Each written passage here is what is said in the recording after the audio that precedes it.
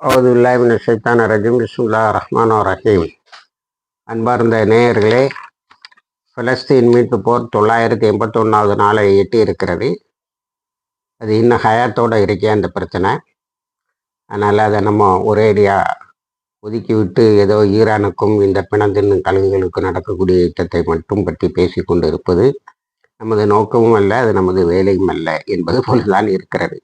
இருந்தாலும் நேற்று அமெரிக்கா திடுதிப்பும் என ஈரானுடைய 2 தளங்களில் பெரிய தாக்குதல் ஒன்றை நடத்தி இருக்கிறது. அது பந்தர் அப்பாஸ்ங்கிற இடத்திலேயும், அடுத்ததே அந்த 182 குழந்தைகளை கொலை செய்த மியான் என்ற இடத்திலேயும் தாக்குதலை, வினாம் என்ற இடத்திலேயும் தாக்குதலை நடத்தியிருக்கிறது. அதே போல ஒரு தீவு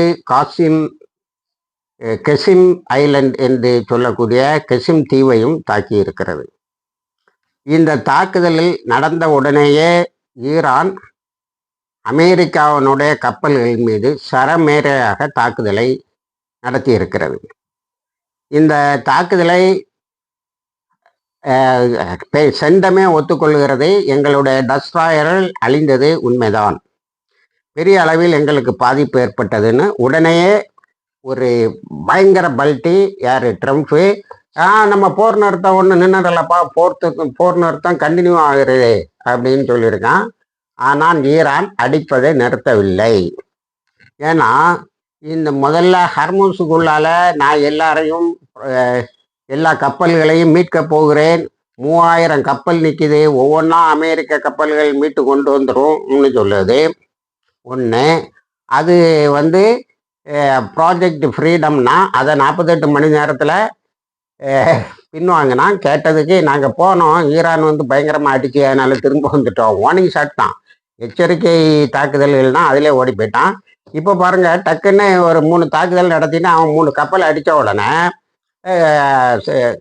சரண்டர் ஆகிட்டான்.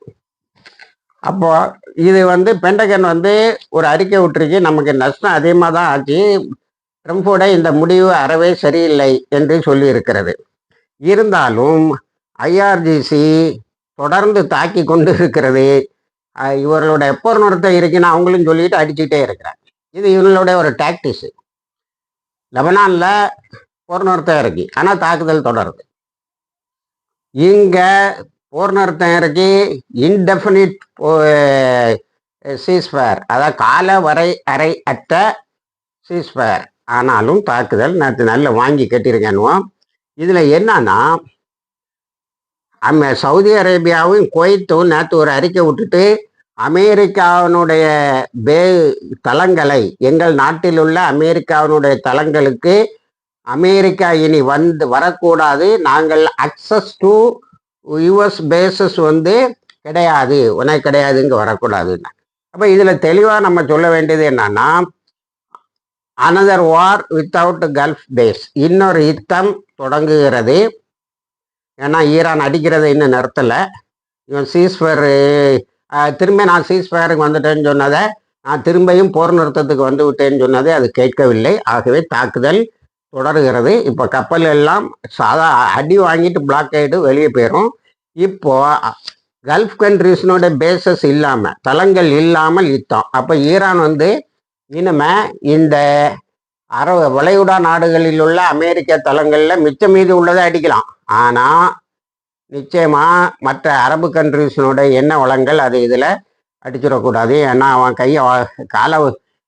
இவன் கால வரனா முதல்ல பாதுகாப்புன்ட்டு போய் முடியலை மிலிட்ரிலி, இராணுவ ரீதியாக. இப்போ அவங்க தெளிவாக சொல்லிட்டாங்க, வராதப்பா, எங்களால் அடி வாங்க முடியாது அப்படின்னு. அடுத்தது என்ன ஆகுதுன்னா, ஈரான் உடனே ஏர் டிஃபென்ஸை ஆக்டிவேட் பண்ணிடுது. அப்போ இப்போ ஒரு யுத்தம் வேறு எந்த நாட்டில் இருந்தும் ஈரானுக்கு ஆபத்தில்லை, அமெரிக்காவில் இருந்து.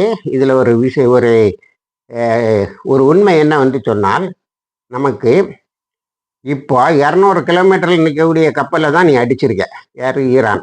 ஐஆர்ஜிசி, இஸ்லாமிக் ரெவல்யூஷனரி கார்ப்ஸ், இஸ்லாமிய புரட்சி பாதுகாப்பு படை அடிச்சிருக்கேன். அப்போ 200 கிலோமீட்டருக்கு அந்த பக்கம் உள்ளதை அடிக்கலான்னா நீ ஒரே அடியாக அடித்து முடிச்சிரு. அவனுடைய பிளாக்கேடும் போயிட்டுனா ஹர்முஸ் உனக்கு முக்கியமாக கையில் வந்துடும். அடுத்தால ஒரு முக்கியமான ஈரானுக்கு சாதகமான நிகழ்வு என்னவென்று சொன்னால், ஐக்கிய நாடுகள் சபையில் இந்த அமெரிக்கா கொண்டு வந்த ஹர்மூஸ் பற்றிய தீர்மானம் அது வருகிறது, இன்னைக்கு விவாதத்துக்கு வருகிறது. அப்போ ஹர்மூஸ் 1987 ஹர்மூஸ் பொதுவான இன்டர்நேஷ்னல் வாட்டர்ஸ்ன்னு சொல்லும்போது ஈரான் அந்த இதில் கையெழுத்து போடலை. அது எங்களுடைய இது எங்களுக்கு சொந்தமான நீரிணை தான். ஆனால் நீங்கள் எல்லாம் போயிட்டு வாங்க, உங்களுக்கு நான் ஃப்ரீயாக அலோவ் பண்ணுவேன், உலக மக்களை கஷ்டப்படுத்துறது எனக்கு நோக்கம் இல்லைன்னா இவன் இப்போ அதை போய் பிளாக் அட்டன் பண்ணவே டோல் பூத்து போட்டு சட்டங்களை கொண்டு எல்லாம் நடந்துக்கிட்டே இருக்கு. கப்பல்கள் போயிட்டே இருக்கு. நேற்று இந்த தாக்குதலுக்கு இடையிலும் 16 ஈரானுடைய கப்பல் போயிட்டு வந்துக்கிட்டு தான் இருக்கு. ஈரானுக்கு கடல் வழியாகவும் தரை வழியாகவும் இப்போ நல்ல வியாபாரம். அதுக்கு பிறகு இந்த ஐக்கிய நாடுகள் சபையினுடைய இதில் ரஷ்யா தலையிட்டு சொல்லியிருக்கு, ஹர்மூஸ் தீர்மானம், அதாவது அமெரிக்கா கொண்டு வரக்கூடிய ஹர்மூஸ் தீர்மானத்தை யாரும் ஆதரிக்காதீர்கள், நீங்கள் ஆதரித்து அப்படி கொண்டு வந்தால் நான் வீட்டோ போடுவேன் அப்படின்னு சொல்லியிருக்கு. அது ஹர்மூஸில் இதுவரைக்கும் புழக்கத்தில் இருந்த விதிகளுக்கு எதிரான ஒரு ஐக்கிய நாடுகள் சபையின் தீர்மானத்தை கொண்டு வருது. அந்த தீர்மானம் பாஸ் ஆச்சுன்னு சொன்னால் இனி உலக நாடுகளை ஈரானுக்கு எதிராக திருப்பலாம். அது ஈரான் மீது அடுத்தடுத்த ஆக்கிரமிப்புகளை கொண்டு வருவதற்கு ஒருவேளை பயன்படலாம். ஆகவே நீங்கள் அந்த வலையில் விழாதீர்கள், விழுந்து புண்ணியம் இல்லை, நான் நிறுத்திடுவேன் இருக்கான். அடுத்தது நம்ம லெபனானுக்கு வந்தால், லெபனானில் ஹிஸ்புல்லா ஃபைபர் ஆப்டிக் ட்ரோன்ஸ் ஒன்று, நான் இதை ஒரு 4 நாளைக்கு முன்னாடி சொன்னால் ஒரு புது ட்ரோனை டெவலப் பண்ணியிருக்காங்க. அதே மாதிரி பிடிவின்னு ஒன்று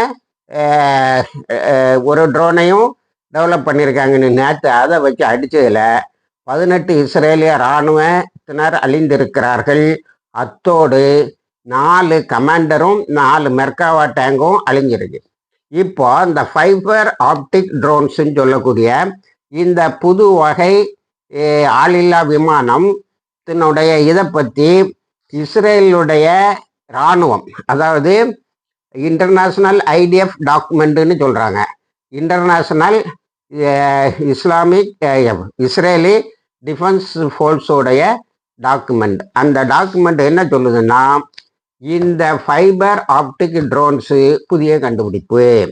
இந்த புதிய கண்டுபிடிப்பு எப்படிப்பட்டதுன்னா, immune to conventional electronic warfare, அதாவது மின்னஞ்சல் வழியாக நடத்தக்கூடிய வழக்கமான யுத்தத்துக்கு அப்பாற்பட்டது. இதை எந்த வான்வெளி தடையும் தடுக்க முடியலை. நேற்று அது நினைச்ச டார்கெட்லாம் அடிச்சிருக்கு. அந்த ஃபைபர் ஆப்டிக் எக்ஸ்ப்ளோசிவ் ட்ரோன்ஸ் அதனுடைய முழு பேர். இந்த ஃபைபர் ஆப்டிவ் குண்டுகள் ட்ரோன்ஸு என்ன செய்யுதுன்னா, அது உளுந்த இடத்துல ஒரு பெரிய அழிவை ஏற்படுத்தி விடுகிறது. இது அத்த அல் ஷாபுங்கிற ஏரியாவில் இருந்த இஸ்ரேலிய இராணுவத்தினுடைய தளத்தை முற்றாக அழித்திருக்கிறது. ஆனால் அதனுடைய இன்னொரு அதிர்ச்சியான தகவலை மேரிவ் என்ற இஸ்ரேலிய பத்திரிகையை வெளியிட்டு இருக்கிறது. இதுக்கும் ஆதாரம் இன்டர்நேஷ்னல் ஐடிஎஃப் டாக்குமெண்ட், சர்வதேச இஸ்ரேலிய இராணுவத்தின் ஆவணம். அதில் என்ன சொல்லுதுன்னா, ஜெருசலத்தையும் மேக்கரையும் இந்த fibre optic drones explosive drones தாக்கும். இனி இந்த லொக்கேஷன்ஸ், இப்போ ஒரு பெரிய உண்மை என்னவென்று சொன்னால், ஈரானுக்கு ஒரு பெரிய பலத்தை சொல்கிறாங்க. அது என்ன பலம்னு சொன்னால், இஸ்ரேலில் இருக்கக்கூடிய ஹிடன் பேசஸ்ன்னு சொல்லக்கூடிய மறைவாக இருக்கக்கூடிய தளங்கள், இராணுவ தளங்கள் அத்தனையும் ஈரான் கண்டுபிடித்து விட்டது. ஈரான் போர் நிறுத்தத்துக்கு முன்னாடி அது 3/4 அழித்து விட்டது. மீதியை அழிக்கும் பொறுப்பை ஹிஸ்புல்லாட்ட கொடுத்துருக்கு. ஃபைபர் ஆப்டிக் ட்ரோன்ஸ், எக்ஸ்ப்ளோசிவ் ட்ரோன்ஸுங்கிறது நான் ஏற்கனவே இதை பற்றி சொல்லும்போது சொன்னேன். இது மெய்ட் பை ஹிஸ்புல்லா. ஆனால் லெபனான் கவர்மெண்ட் சொல்லிச்சு மெய்ட் இன் லெபனான்னே போட எங்களையும் கொஞ்சம் பெருமை வரட்டுமேனு. அப்போ அந்த கவர்மெண்ட்டை தன்னோட அரவணைச்சிறதுக்கு ஹிஸ்புல்லா எடுத்த முடிவு என்னன்னா மேட் இன் லெபனான்னு போட்டுது. இப்போ இந்த பெரும்பாலான இராணுவ தளங்கள், இஸ்ரேலுடைய இராணுவ தளங்கள் ஈரானுடைய தாக்குதலுக்கு பயந்துட்டு இந்த ஜெருசலம் பகுதியிலையும் மேற்கரை பகுதிகளுக்கு மாற்றி இருக்கிறது. அதை ஈரான் எடுத்து ஹிஸ்புல்லாட்ட கொடுத்துட்டு இந்த ஃபைபர் ஆப்டிக் ட்ரோன்ஸ் பயங்கரமான தாக்குதலை நடத்த இருக்கிறது அந்த தளங்களின் மீது. இதனால தான் நத்தயானுக்கு நான் ஈரானை தாக்கிடுவேங்கிறான், ஆனால் வர முடியல. அவனுடைய கெப்பாசிட்டியை பெருசாக அழிச்சிருக்காங்க. நமது நேயர்கள் சிலர் என்ன போடுவாங்கன்னா, இஸ்ரேல்கிட்ட இன்னும் ஆயுதம் இருக்கான்னு. $6.8 பில்லியன் அமெரிக்க ஆயுதத்தை கொடுத்துக்கிட்டே இருக்கு. இல்லை இன்னொரு இது என்ன தெரியுமா, கல்ஃப் கண்ட்ரிஸுக்கு வளைகுடா நாடுகளுக்கு $25.8 பில்லியன் அளவுக்கு ஆயுதங்களை இப்ப அனுப்பியிருக்கான். அப்ரூவ்டான். Marco Rubio approved. இவன் எதுக்கு இந்த ஆயுதத்தை வாங்குறான்? பணம் அங்கே இருக்கு. இவன் பணம் என்ன வித்த பணம் அங்கே இருக்கு. அதை இப்படி ஆயுதமா கொடுத்து தீர்க்கிறானுவான். இவனுவா ஈரானுடைய எந்த மிசிலுக்கும் ட்ரோனுக்கும் இவன்கிட்ட பதில் இல்லை. வான்வழி தடை ஒரு குப்பையும் இல்லை. எதுக்கு இந்த ஆயுதங்களை வாங்குறானோ? பில்லியன் கணக்கில் பணத்தை யாருக்கு கொடுக்குறான்? அமெரிக்கா கொடுக்குறானோ, கொடுத்து வச்சிருக்கானோ. அதில் அவன் என்ன செய்கிறான்? ஆயுதங்களை கொடுத்து அதை சரி கட்டுகிறான்.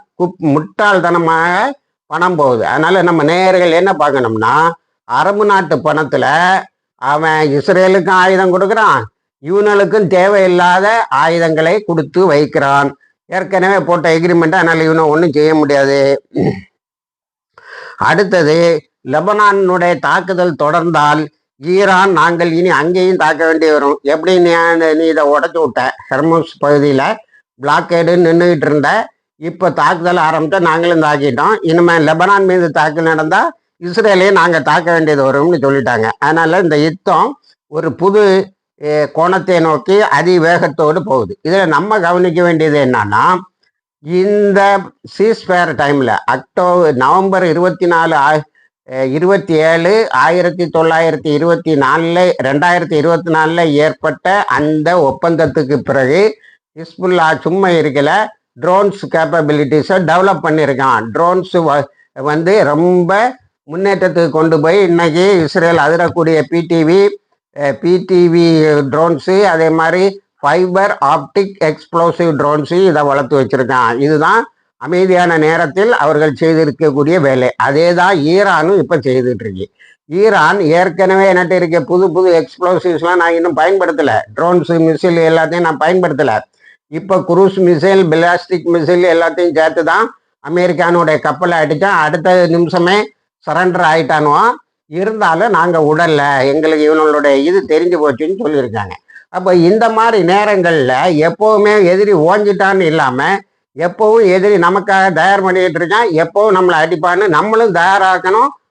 புது அறிவை கொண்டு புது ஆயுதங்களை கண்டுபிடிக்கணுங்கிறது இந்த பெல்ட்டில். அதாவது ஹிஸ்புல்லாவாக இருக்கட்டும், ஈரானாக இருக்கட்டும், ஹூத்திஸாக இருக்கட்டும். இவங்க ஹூத்திஸை பாருங்க, செங்கடலை அப்படியே காப்பாற்றிக்கிட்டு இருக்கிறாங்க. இஸ்ரேலுக்கும் அமெரிக்காவுக்கும் அதில் கிடையாது. இது எகிப்து அழுறான். ஐயா, அழுது கொண்டு இருக்கிறது எகிப்து. எனக்கு $10 பில்லியன் வருமானம் வருது போச்சதான்னு. என்னதையும் நீங்கள் எல்லாருமா சேர்ந்து அவன் காலில் விழுந்து கிடக்குறீங்க.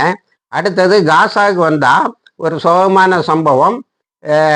நம்ம ஹலீல் அல் ஹயான்னு சொல்லக்கூடிய ஹமாஸுடைய இப்போதைய தலைவர், அவருடைய மகன் அசீஸ் அல் ஹயாவை நேற்று முந்தா நாள் தாக்கியிருக்காங்க. நேற்று காயம்பட்டிருக்காரு. ஆஸ்பத்திரி கொண்டு போயிருக்காங்க. அங்கே தான் ஆஸ்பத்திரியில் ஒன்றும் இல்லையே, அவர் ஷஹீதாயிட்டாரு. உடனே ஹலீல் அல் ஹயா சொல்லியிருக்காரு, இந்த மாதிரி நீ என் பிள்ளை 4வது மகனை இப்போ இழக்கிற. இவனுக்கு முந்தின சலீம் ஹலீல் அல் ஹயாவை கத்தரில் நான் பேச்சுவார்த்தை தங்கி இருக்கும்போது இஸ்ரேல் அடித்த இதில் என் பிள்ளைய இழந்தேன். நான் 4 பேரை இழந்துட்டேன். ஆனால் நாங்கள் இந்த மரணத்தை கண்டு அஞ்சுபவர்கள் இல்லை. என் பிள்ளையெல்லாம் சொர்க்கத்தில் இருக்காங்க, எனக்கு முன்னாடியே போயிட்டானோ. ஆக நாங்கள் இந்த இதுக்கு பயப்பட மாட்டோம். நேற்று காணி நியூஸில் கொடுத்த மாதிரி அடி இஸ்ரேலுக்கு காத்திருக்கேன்னு. அப்போ காசா ஃப்ராண்ட்லையும் ஒரு யுத்தம் மீண்டும் ஹமாஸ் தாக்குவதற்கு அதிக வழியை விட்டு விட்டது இஸ்ரேல். எப்படின்னு சொன்னால், இந்த தாக்குதலை நாங்கள் ஏன் நடத்தினோம் என்று சொன்னான். அதாவது அசீஸ் அல் ஹயா அல் ஹயா வந்து எப்படி சகிதாயிருக்காருன்னா ஆஸ்பத்திரியில் இருந்தால் சகிதாயிருக்கிறாரு. அதுக்கு பிறகு சொல்லலாம் நாங்கள் டிசாம் பண்ண சொன்னோம். கலீல் அல் ஹயா அதாவது ஆயுதங்களை கீழே வைக்கல் என்று நாங்கள் சொன்னால் ஹமாஸ் ஒத்துக்க மாட்டேங்குது. அதனால் நாங்கள் விடமாட்டோம்.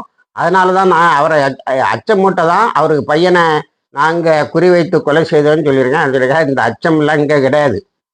நான் 3 பிள்ளைய இழந்த பிறகு எப்படி நான் அங்கே அச்சப்படலையோ, எப்படி இது முன்னலை இது மாதிரி என் சகோதர சகோதரிகள் எவ்வளோ இழந்திருக்காங்க. நம்ம அபு உபைதா உங்களுக்கு தெரியும். இவங்களுடைய செய்தி தொடர்பாளர் அவர் குடும்பத்தையே இழந்தார். ஒரே ஒரு பையன்தான். மீதி அவன் எல்லாத்துலேயும் இப்போ ஃபஸ்ட் ரேங்க் வாங்கிட்டு வரான். எங்கே படிக்க வச்சாலும் அவன் ஃபஸ்ட் ரேங்க் வாங்கிட்டு வரான். இதுதான் அவங்களுடைய மனநிலை. இறந்தவர்களை அல்லாஹ்விடத்தில் பத்திரமாக இருக்கிறார்கள். அல்லாஹ்வுடைய வாக்குறுதியை அல்லாஹ் நிறைவேற்றுகிறான். இவர்கள் சொர்க்கத்தில் இருக்கிறார்கள் என்ற எண்ணத்தில் இருப்பதால் அவங்க லட்சியத்தை அடைந்து விட்டார்கள். இன்னொரு முனாஃபி கும்பலை நேற்று போட்டு தள்ளியிருக்காங்க. யாரு? ஹமாஸு. அப்போ இந்த முனாஃபிகளை வச்சு தான் இப்போ யுத்தம் பண்ண முடியுது. இவன் இராணுவத்தில் இருக்கேன், இவனும் போகிற இல்லை. இனிமே இஸ்ரேலில் ஒரு டெவலப்மெண்ட்டானா இலியாட்டுங்கிற அது பீச் ரிசார்ட், செங்கடல் ஓரத்தில் உள்ள ஒரு பீச் ரிசார்ட்டு. இதைத்தான் ஹிஸ்புல்லா அடிச்சு, ஹவுத்தீஸ் அடித்தாங்க. இப்போ ஈரானா அடிச்சுது. இதில் உள்ள அந்த துறைமுகம் இப்போ வேலை செய்யலை. அது என்ன செய்தான், கடற்கரை ரிசார்ட் ஆனதுனால அதை ஹோட்டலாக டெவலப் பண்ணி வச்சுருக்கான். அதில் இருந்த ரூம் புக்கிங் அவ்வளோ கேன்சல் பண்ணியிருக்கான். காரணம் கேட்டதுக்கு அமெரிக்காவிலிருந்து படைகள் வருகிறது, அந்த படைகளை தங்க வைப்பதற்குன்னு சொல்லியிருக்கான். ஏன்னா இந்த ஆள் இல்லை பாருங்க, அமெரிக்கா ஆள் கொடுக்குது. அப்போ இந்த கூட்டுப்படுகொலைக்கு யார் காரணம்? இந்த தொடரும் யுத்தத்துக்கு யார் காரணம்னா எல்லாம் அமெரிக்கா தான். அவனுடைய ஆயுதம், அவனுடைய பணம், இப்போ அவனுடைய ஆள் அதிகமாக வந்து கொண்டு இருக்கிறது. இணைந்திருங்கள், எல்லா தகவலையும் தருகிறோம். வாய்ஸ் தவானா அல்ஹம்துலில்லாஹ் ரபில் ஆலமீன்.